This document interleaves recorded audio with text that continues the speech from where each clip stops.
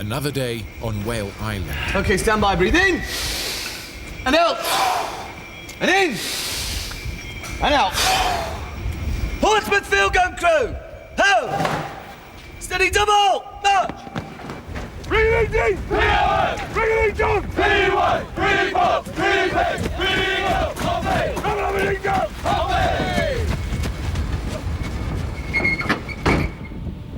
Concentration now, guys.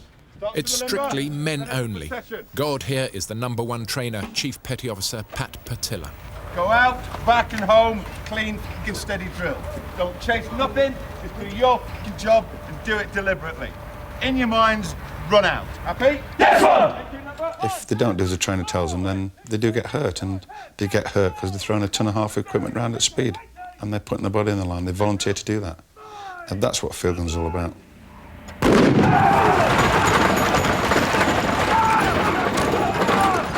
It's a tightly choreographed orgy of aggression, violence, and inhuman strength. 18 men working as one, a well-oiled machine involving over 1,000 carefully rehearsed drills with split-second timing. The gun alone weighs as much as a car. It takes 3 months of intense training to learn how to make this look easy. Mistakes are measured in blood. Down, fire!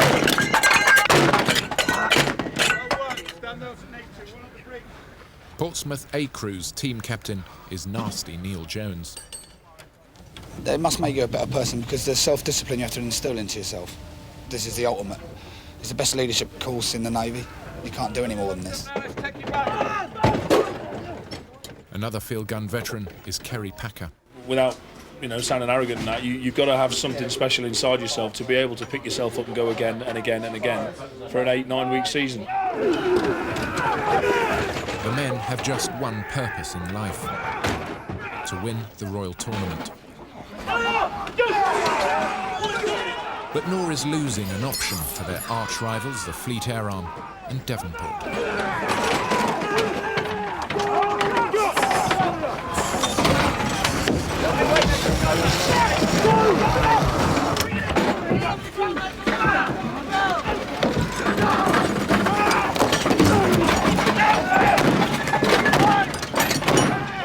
The sense of rivalry is so intense they even trade nicknames.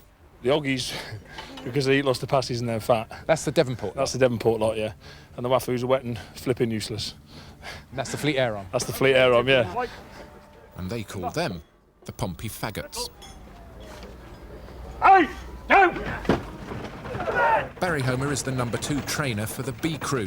They're the spare parts for the A Crew. Portsmouth's motto: to the limit and beyond. Literally. You're just keeping out of the way of 9, basically. There's a modicum of pain that you have to go through. I mean, nobody carries 120 pound on the shoulders and doesn't feel any pain. Doesn't matter how big, strong, fast, athletic they are, they're going to feel pain. I've known guys run with breakages and amputations, and then they've been back on the track in a fortnight. It really is self-motivating. It gets in your blood and it, that's the way you react to it.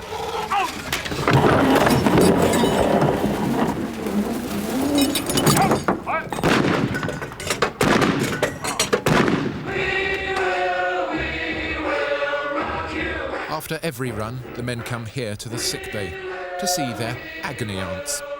Bad backs, torn ligaments, shredded muscles, and ripped abdomens. It's meat and drink to a field gunner. How painful is it? Probably very painful to a normal man. You're going to carry on now? Yeah.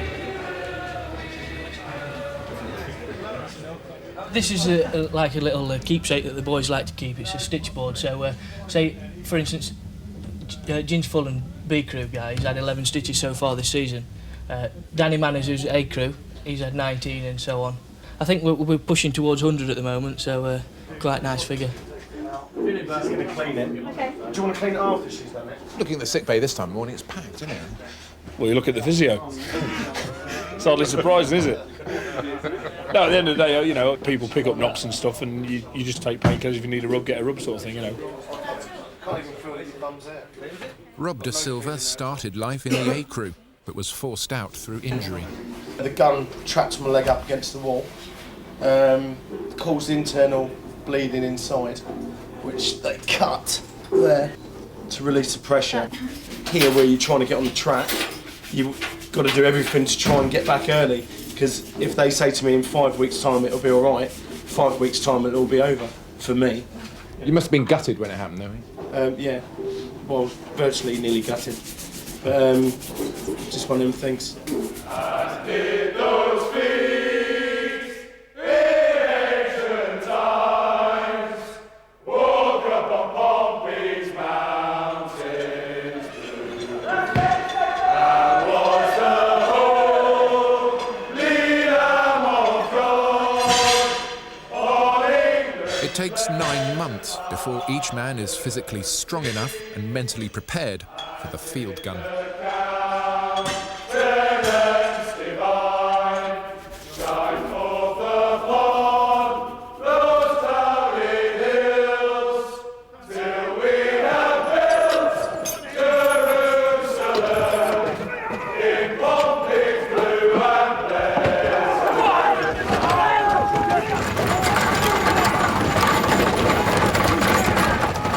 Having lost his place in the A crew, Rob Da Silva is planning a comeback into the B crew, but there's already someone doing his job. At the moment, I think that I can do a better job than the guy who's in there, but so does the guy who's in there. So I'll do anything I have to do to get in and keep the other guy out. And that's just to be a reserve. The injury that he got was at this point here, where he was jammed between the hole in the wall and the breach. Quite a severe injury, actually, and it's kept him out for 2.5 weeks. Your body will do whatever you tell it to, within reason, but it's the brain, whereby I am scared of that now. They all know what happened here, so they're thinking, you know, is he going to do it again? Because we slowed down, all right, we lost the impetus going through. You've got to allow your wheels to get through, otherwise you've got nothing to put on. See what I'm saying? I just need a few of these under my belt, because at the moment my is going like that.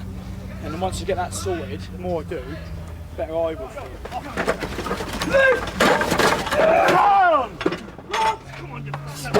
To regain his confidence, Rob has to repeat the manoeuvre that crushed his leg time and time again.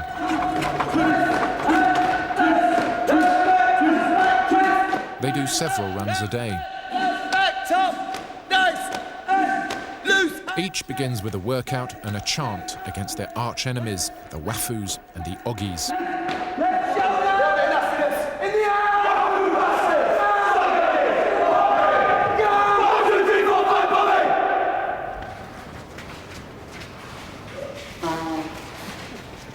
It's part of a long tradition that the Navy should be flexible and able to fight on land as much as at sea. For example, Nelson lost his eye fighting ashore in a campaign where he just dragged the guns with his sailors over very heavy terrain. And of course, it came to its height in the Victorian period when the Navy was used very much to help the army in campaigns all over the world, and often that help was given by fighting ashore with guns. The great and famous occasion was, of course, the siege of Ladysmith in 1899 during the Boer War, when the guns were dragged into Ladysmith at the last minute and saved the day by the sailors.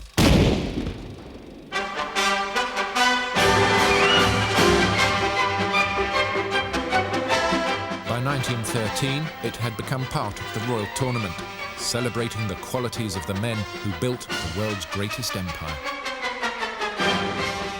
The field gun run is very much part of an old Navy, a Navy that needed a lot of strength, a lot of hard will in times of trouble. That's really not part of the Navy today. So I think that it's fair to say that the field gun run has come to the moment when it's good to say goodbye to it.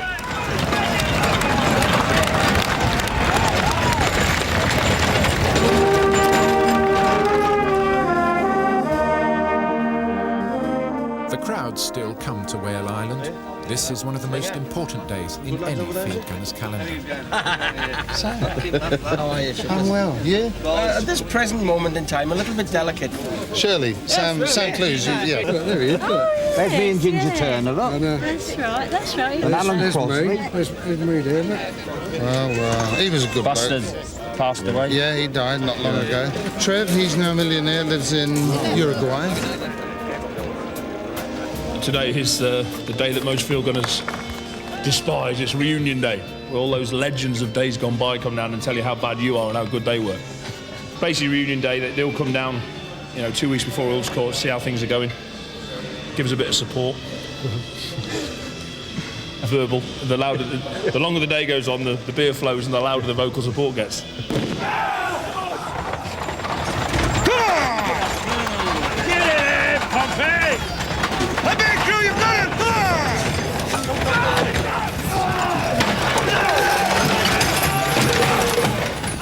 What's he struggling? Look, 1, 2, 3. Right. Bad news, that is. Go, Bang, bang. bang. Well ahead. Wasted. Bang. Missed out. Sorry for that. The decision to scrap the field gun has already been made. But officially, it's still a secret. Everyone here is talking about it. It's very sad, yeah. It's sad, but I mean, times change. I think when they told us it was all finishing, it's like a stab in the back, isn't it? It's got nothing to do with money. It's manpower. They just can't get people. I mean, Fleet Air are rubbish this year because all their guys are out on aircraft carriers. And I mean, you're talking highly skilled people now. I mean, what we used to do, we were all gunners. Most of us were seamen and gunners. I mean, these guys, they're working computers and they're putting fuel into rockets and God knows what. Well, yeah, there ain't no bloody guns anymore. The Royal Navy says they will keep field gunning alive. This is Brickwoods. They do it in their lunch breaks.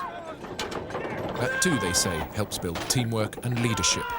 And it has some other similarities.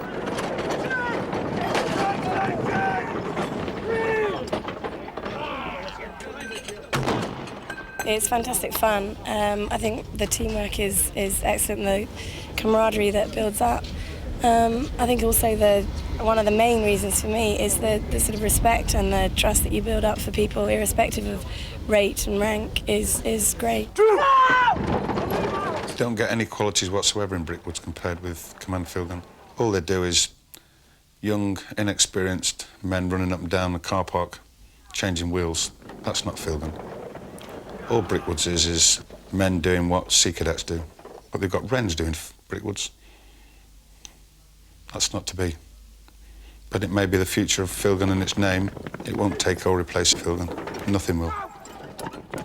But it does appeal to some ex-field gunners, like Stuart Moss. It's a shame Command Field Gun's going. It really is. Just the traditions that go back to 100 years ago. But I'm pleased to hear that they're keeping this going because it keeps a bit of field gun there, even if it's not the real thing.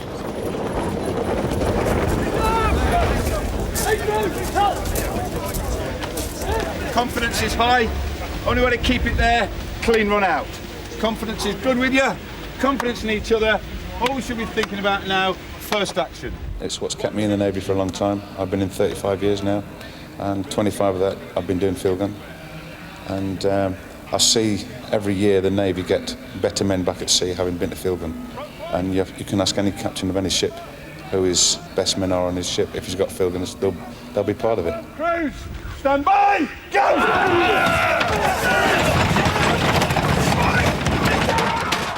Despite his injury, Rob De Silva is fighting for Ginge Fullen's place in the B crew. Dog eat dog, and I really hope he doesn't get it, and he thinks the same. But, we'll still be mates afterwards, I think. Rob and Ginge are doing alternate runs. Their future in the last gun race will depend on a decision by the number 2 trainer. To see a grown man cry is commonplace. It gets in. It's very, very emotional sport. Field gun gets in your blood, and once you've had a taste, it's there all your life.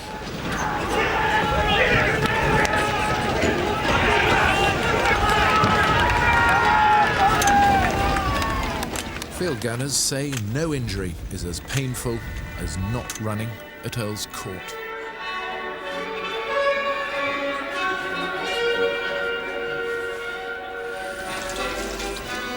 It's difficult because I don't want to wish bad on him, but then again, I don't want him to do too well either. So if something big and heavy fell on him, I wouldn't be all that upset. But he's got a bad hand, he's got stitches in his finger, and he can't hold on to the travel all that well. So that's pleasing. 2 days ago, we was doing a run-up and the gun ran over the foot. And consequently, I've got a couple of fractures in my foot, but we're still running. Hopefully the pain will subside. If not, they've got some good painkillers on the market. I don't agree with all the damage that he does to himself. I think it's totally absurd. What does it mean to him, do you think? Well, at the moment, everything, 24 hours a day, 7 days a week. There's no other conversation. But, no, it's the last one as well that it's a pride thing, really, isn't it? Very proud. Field gunners' wives stand no chance in the face of the men's obsession. Most elect to join them, helping out where they can. For a total of 4 months, there's no room in these men's lives for any normal human activity. The guys lead such a physical life down here that the sex life, etc., goes out the window because they're dedicated to field gun, and they eat, sleep and drink it, and at the end of the day, the only thing they're doing is resting and for the following day's activities. So, you know, your relationship at home goes out the window, really. First trainer told us it's quite hard for the wives because basically the men don't have sex and things like that. Is that true? Well, perhaps he doesn't. I can't know. I don't know what he does. We still manage.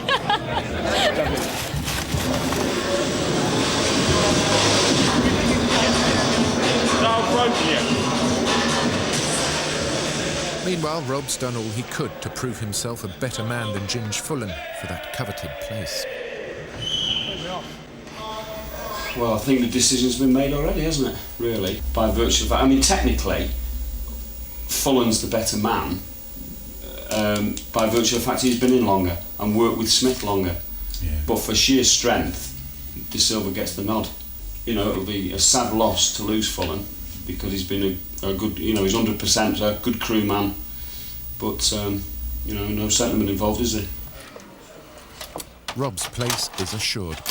For the trainers, though, the work carries on, trying to find ways to shave off precious seconds on the running times. Well, he's got to clear that before he can even think about getting his 10 foot out. That's a better sequence, look. That's a better sequence. I'm trying to find fault on video now. Well, it's micro fielding now, isn't it? Yeah. That'll frighten them to death at Earl's Court, man. Frighten them to death.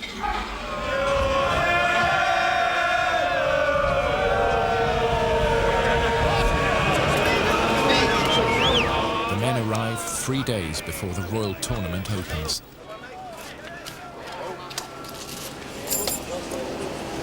Neil, what happened to your eye? Got myself shaving.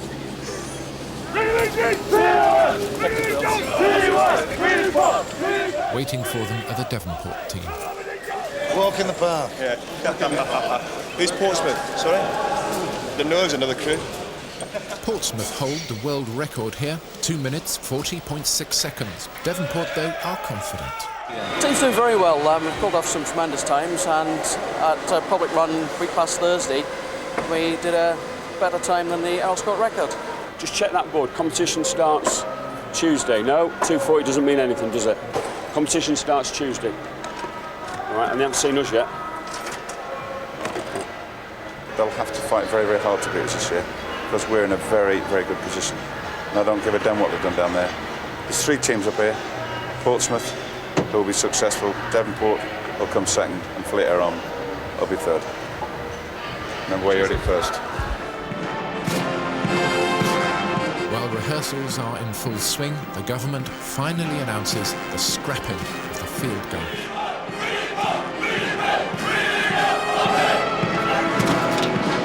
Preparations for the last run continue. They'll spend the next 2 weeks living in improvised barracks. And the Royal Tournament is also being scrapped. The reason for both decisions is manpower.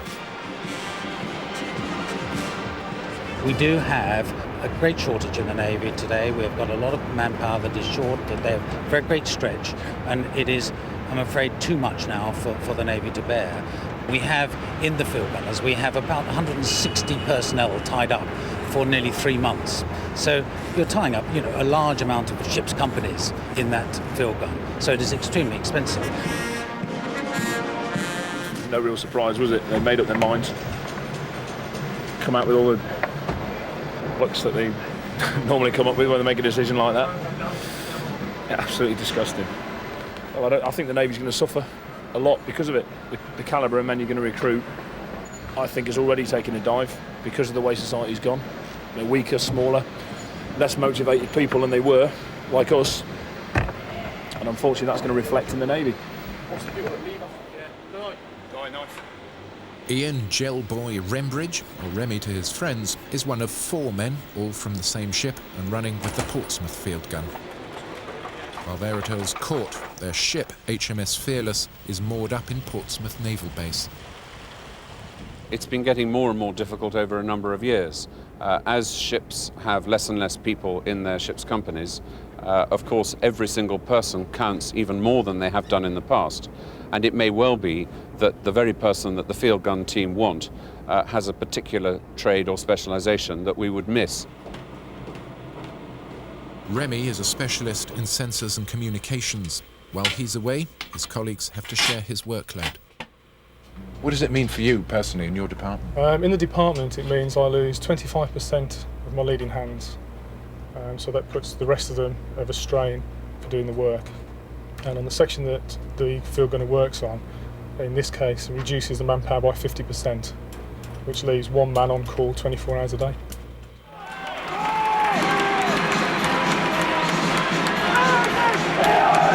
For over 100 years, the Royal Tournament has been the shop window for the armed forces.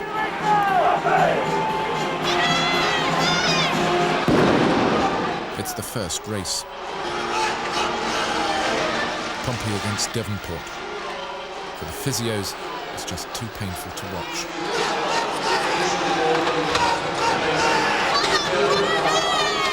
They lose by 23 seconds, a huge margin. For the captain, Neil Jones, things go from bad to worse.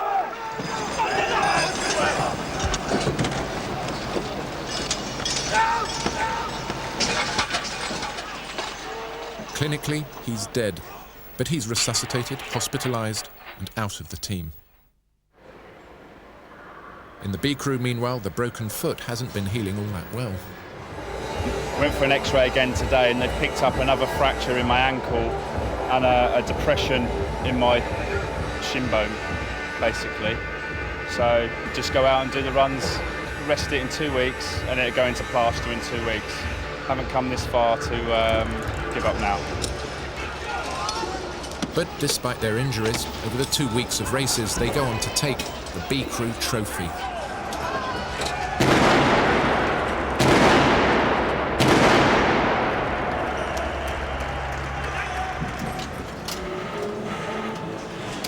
Outside, the Royal Navy is projecting its new image. It's more about hard wiring than hard men. The recruits of the future come from a very different world. Ex-field gunner Tom Foley ran for Portsmouth in 1965. Before, they used to have the field guns on display, so they could actually see them with the weights and that sort of thing. But they don't seem to have that now. But here, the youngsters are out to see the high-tech stuff. This is what gets the youngsters interested in the Navy and eventually joining the services. We are looking forward with modern ships, modern sailors who will be fit and will be equally good at teamwork. But the 21st century is what we want to show to the public This has been a wonderful time at the Royal Tournament, and for many, many years now, people have been coming here and seeing what we did in the past. We want people to see what we do in the future.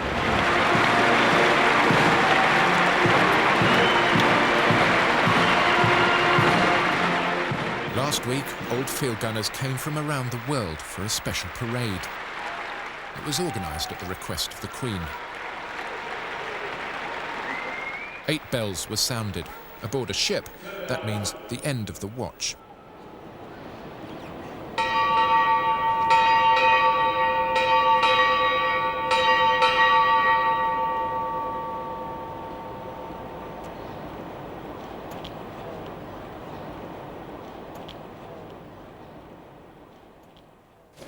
Right, solidarity now, isn't it?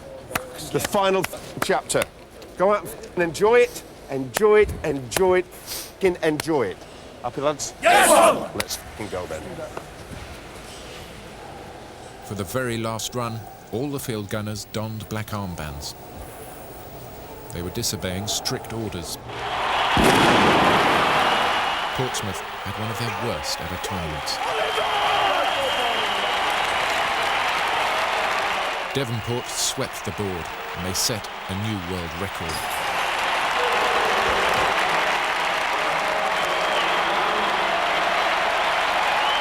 At the end of the race, hundreds of field gunners poured into the arena.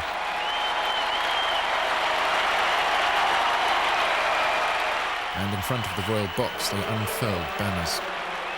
It was an act of mass disobedience, and the crowd loved it.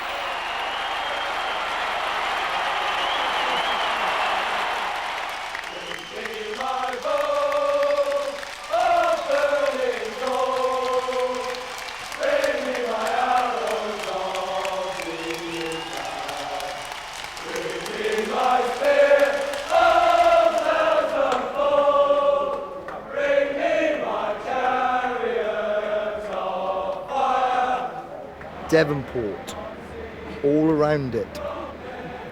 And the 1999 Devonport name will be on there forever. Well, as I said before, if courage, stamina, leadership are the wrong image, then I'm obviously in the wrong job.